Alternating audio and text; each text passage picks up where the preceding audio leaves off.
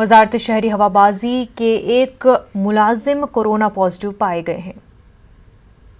Civil aviation ministry में एक UDC स्तर के कर्मचारी के कोरोना टेस्ट पॉजिटिव होने के बाद उसे एक झज्जर भेज दिया गया है ताकि वहां पर उसका इलाज चल सके। इसके साथ ही साथ मंत्रालय ने कई अहम फैसले लिए हैं जिसके तहत यहां पर काम करने वाले सभी कर्मचारियों और अधिकारियों को 3 दिन तक क्वारंटाइन रहने की सलाह दी गई है। इसके साथ ही साथ मंत्रालय ने यह भी फैसला लिया गया है कि राजीव गांधी भवन के सभी बिल्डिंग्स को सैनिटाइज किया जाएगा। इसके लिए एनडीएमसी को इस बिल्डिंग को, इस परिसर को सैनिटाइज करने की सलाह दी गई है।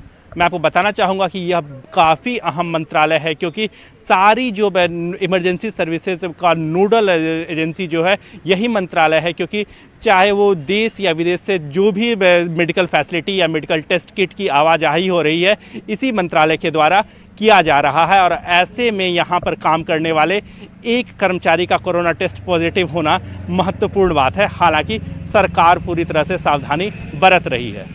कैमरा पर्सन सत्यप्रकाश के साथ विनीत कुमार, न्यूज़ 18 दिल्ली।